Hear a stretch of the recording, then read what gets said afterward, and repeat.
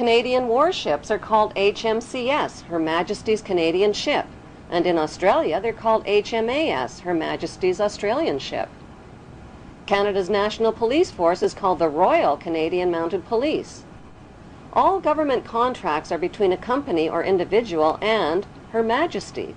Court summons are issued in the name of the Queen, and all public inquiries are called royal commissions. Commonwealth money carries the Queen's image worldwide as a reminder of her authority. The Queen is the lifetime hereditary head of state of Great Britain and her colonies and is unelected and unaccountable. It is against the law to advocate the abolition of the monarchy. After the Revolution, the French started calling her the Lady, but in English, the Queen is still the Queen. Move, I tell you. Originally, in India, Persia, and Arabia, she was male and weak. Check, Your Grace. But she changed sex in Europe in the Middle Ages and became the strongest of all chess pieces. I fear the Queen is powerless now. The Queen is never powerless. For example, What is the cost to British taxpayers to support the Queen and her blue blood entourage? The Public Accounts Committee and National Audit Office are forbidden to examine Queen Elizabeth Windsor's family finances, but the civil list payments are reviewed every 10 years. So for the year ended March 2002, the running expenses of the Windsor household were £7.9 million. Family spending, £35.3 million. Security, £30 million. And the list goes on. How much is the Queen actually worth? The Queen's wealth is divided into 3 categories. Her wealth as the monarch, her visible personal wealth, and her invisible personal wealth. The Queen's wealth as the monarch includes 54 Commonwealth nations worldwide, millions of acres of Crown land and resources, thousands of Crown corporations, and the corporate city-state of London, which is the capital of world finance. The Queen's visible personal wealth, which was accumulated tax-free until 1992, includes royal yachts, Rolls-Royces, racehorses, 5 castles, the world's largest collection of jewels, 20,000 old masterpieces, and billions of Class A shares in blue-chip stocks and bonds, which have been invested and reinvested over and over again tax-free. Most of the Queen's family fortune was inherited from her ancestors' illegal opium trade with China and the black slave trade. In 1977, the Bank of England Nominees was established to hide the Queen's personal portfolio of wealth. As the British monarch, the Queen has access to privileged information, state secrets, and the world's top financiers.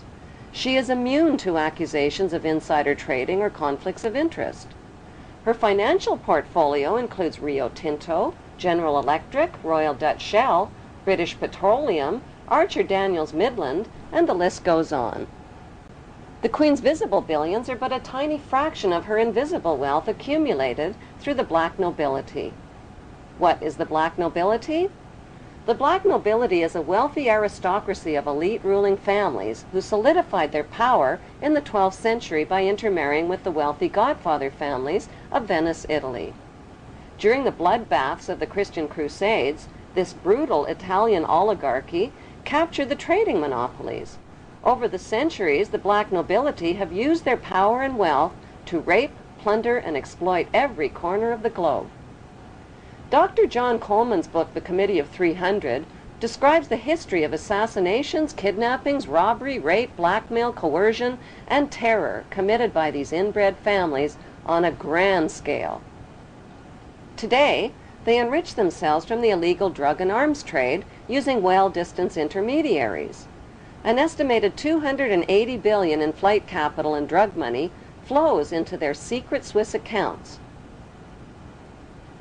Who are these ruling black nobility families? They include the House of Hanover, Germany, the House of Habsburg, Austria, the House of Orange, Netherlands, the House of Liechtenstein in Liechtenstein, and most importantly, the House of Guelph in Britain. All of these family houses can be found on Queen Elizabeth II's family tree. The black nobility are the founders of the Committee of 300, which is also known as the Illuminati or Illuminated Ones. Queen Elizabeth II is head of the committee of these 300 ruling families. The Illuminati was formed to achieve one main objective: one world government called the New World Order. NWO spells own, backwards. All of today's think tanks originate from the Committee of 300 and include the Round Table, the CFR Council on Foreign Relations, the United Nations, the Bilderbergs, the Club of Rome, the RIIA, and the Trilateral Commission founded by David Rockefeller. Since the British colonization of America, many powerful American families have formed secret societies that cooperate with the black nobility, like the Skull and Bones fraternity at Yale University, which is rooted in German Freemasonry. Its exclusive members are some of America's most powerful and wealthy men, including 2 United States presidents, President George W. Bush and his father, President George Herbert Walker Bush. The Order of the Skull and Bones is located on the campus of Yale University. John Pogue is a Yale graduate and the producer of a Hollywood movie called Skulls, based on the chilling radiation night. Chosen members enter a windowless hall on campus where they strip naked and lay inside a coffin. During the rituals, they reveal their innermost secrets, including the intimate details of their sexual history. Senior bonesmen dressed in robes chant over the new member in a symbolic death and rebirth ceremony. Each new member takes a vow, swearing a lifetime commitment to the Brotherhood, secretly known as the Brotherhood of Death.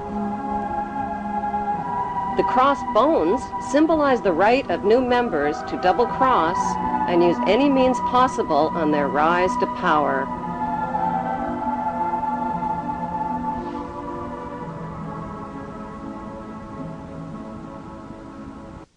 They're supposed to recount their entire sexual histories in sort of a dimly lit, cozy room. The other 14 members are sitting on plush couches, and the lights are dimmed, and there's a fire roaring.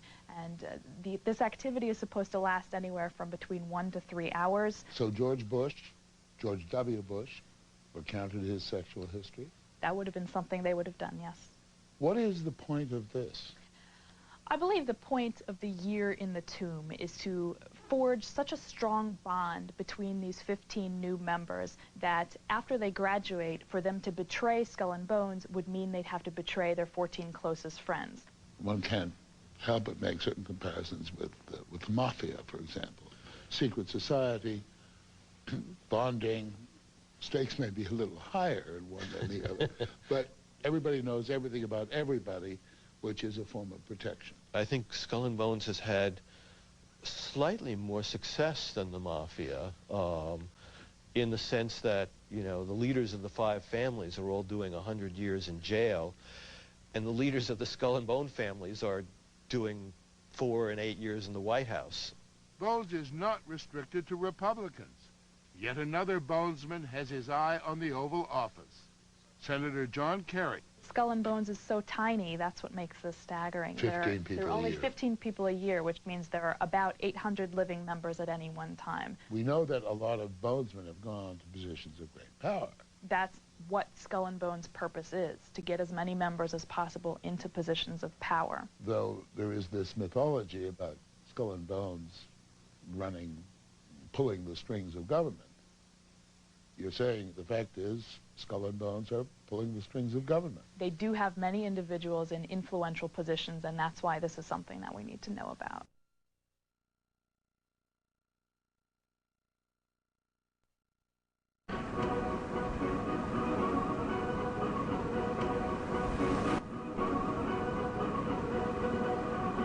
The New England Genealogy Society confirms that 19 U.S. presidents are descendants of King Edward III of England. Like European royalty, America's blue bloodlines are maintained through intermarriage. George W. Bush is descended from several kings of England and Scotland. He is also a distant cousin of Queen Elizabeth II of England.